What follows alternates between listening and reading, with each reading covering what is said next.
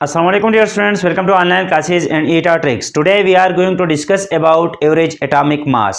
लेकिन उससे पहले अगर आपने हमारे चैनल को सब्सक्राइब नहीं किया है तो हमारे चैनल को सब्सक्राइब करें और बेल आइकन को प्रेस करें ताकि आने वाली वीडियोस की नोटिफिकेशन जो है वो आपको बर वक्त मिल सके। स्टूडेंट्स चलते हैं अपने टॉपिक की तरफ जो है average atomic mass.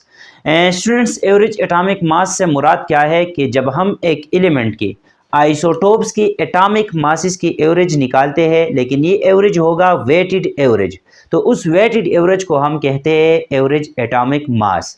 Dear students, यहाँ पे मैंने डिफिनीशन लिखा हुआ है, the weighted average of the atomic masses of naturally occurring isotopes of an element is called average atomic mass. यहाँ पे मैंने दो टर्म यूज किए हुए हैं, एक है वेटेड एवरेज और एक है आइसोटोप्स। डियर स्टूडेंट्स, पहले आइसोटोप्स पढ़ते हैं, उसके बाद आते हैं वेटेड एवरेज ऑफ आइसोटोप्स। तो ये वेटेड एवरेज ऑफ आइसोटोप्स जो है ये हमारे पास है एवरेज एटॉमिक मास। आइसोटोप क्या होता है? डियर स्टूडेंट्स, सपोज हमारे पास एक खास एलिमेंट है, तो ये एलिमेंट जो है एक काइंड ऑफ एटम से बना होगा। अब डियर स्टूडेंट्स, ये एटम जो है ये सेम होते हैं एटॉमिक नंबर में, लेकिन कभी कभार ऐसे एटम्स भी होते हैं जिनके एटॉमिक मास डिफरेंट होते हैं। एक खास एलिमेंट के वो एटम्स जिसके एटॉमिक मास डिफरेंट हो और एटॉमिक नंबर्स सेम हो, उनको हम कहते हैं आइसोटोप्स। डियर स्टूडेंट्स, यहाँ पे मैंने आइसोटोप्स का डिफिनीशन लिखा हुआ है, atoms of the same elements having same atomic number but different atomic mass are called isotopes. एक एलिमेंट के वो एटम्स जिनकी एटॉमिक मासेस जो है वो डिफरेंट हो लेकिन एटॉमिक नंबर सेम हो, उनको हम कहते हैं आइसोटोप्स। अब डियर स्टूडेंट्स, यहाँ पे अगर आप देखें, मैंने एक एग्जांपल लिया हुआ है हाइड्रोजन का।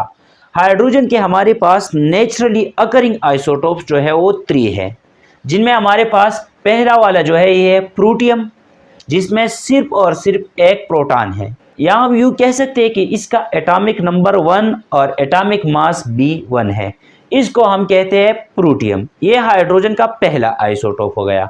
डियर स्टूडेंट्स, ये दूसरा जो हमारे पास है, इस हाइड्रोजन का एटॉमिक नंबर 1 है जबकि एटॉमिक मास जो है वो 2 है, तो ये हमारे पास दूसरा आइसोटोप हो गया हाइड्रोजन का, और इसको हम कहते हैं ड्यूट्रियम।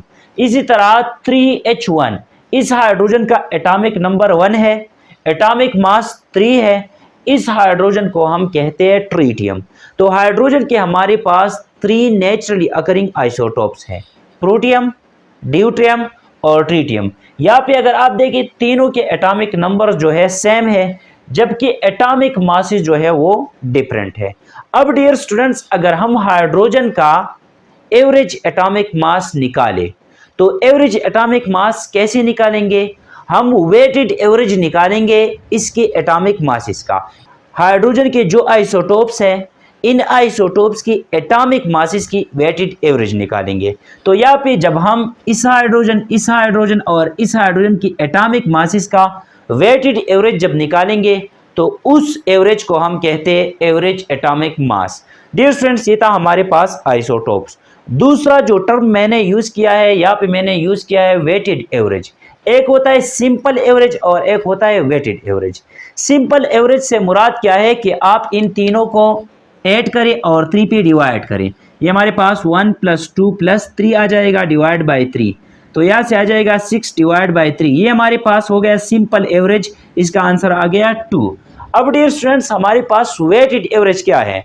वेटेड एवरेज से मुराद ऐसा एवरेज है कि हम इसकी परसेंटेज एबंडेंस को देखेंगे कि नेचुरली अकरिंग आइसोटोप्स जो ज़्यादा है वो एवरेज में ज़्यादा लेंगे और जो हमारे पास कम अकर करता है वो कम लेंगे, तो इसलिए इसको हम कहते हैं वेटेड एवरेज। वेटेड एवरेज से मुराद है कि इसका हम परसेंटेज एबंडेंस भी देखेंगे कि नेचर में ये कितना पाया जाता है।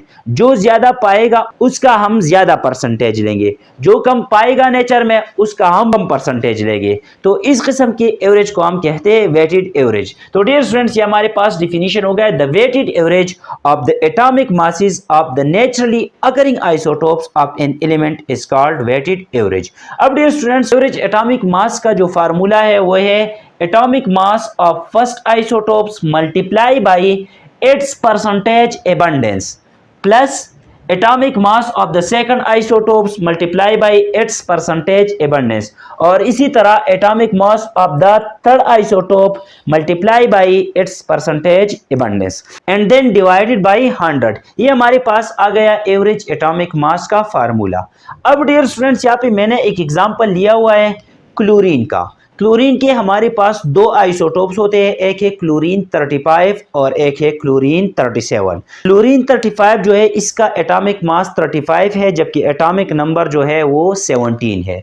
क्लोरीन 35 इसका एटॉमिक मास है, जबकि 17 इसका एटॉमिक नंबर है। इसी तरह क्लोरीन 37 जो है, ये क्लोरीन 37 है, इसका एटॉमिक मास जो है 37 है, जबकि एटॉमिक मास जो है वो 17 है। अब डियर स्टूडेंट्स, यहाँ पे इसका परसेंटेज एबंडेंस देखे तो क्लोरीन 35 जो है ये 75% पाया जाता है नेचर में, जबकि क्लोरीन 37 जो है ये 25% पाया जाता है। अब डियर स्टूडेंट्स, यहाँ पे जब हम इस क्लोरीन का एवरेज एटॉमिक मास निकालेंगे तो यहाँ पे वैल्यूज पुट करें, हमारे पास एवरेज एटॉमिक मास आ जाएगा।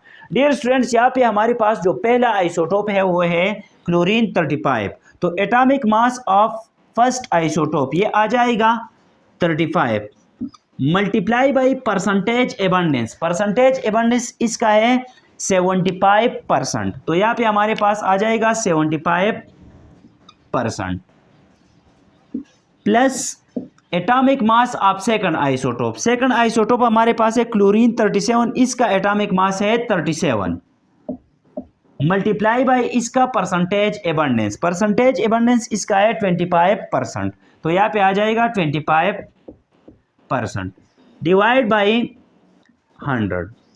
अब डियर स्टूडेंट्स, ये 100 जो है इसकी नीचे भी हम लिख सकते हैं और इसकी नीचे भी लिख सकते हैं, तो हमारे पास आ जाएगा 35 multiply by 75 divide by 100 plus 37 multiply by 25 divide by 100।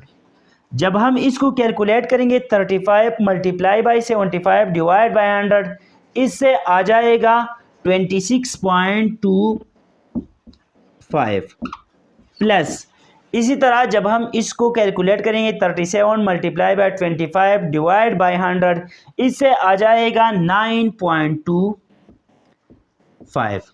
इन दोनों को ऐड करें तो हमारे पास आ जाएगा 26.25 प्लस 9.25, इससे आ जाएगा 35.5 AMU। तो ये हमारे पास हो गया average atomic mass of chlorine. तो डियर स्टूडेंट्स, ये था आज का हमारा टॉपिक, एक छोटा सा टॉपिक था। अगर किसी पॉइंट की समझ नहीं आई हो तो आप कमेंट बॉक्स में पूछ सकते हैं। Thank you all.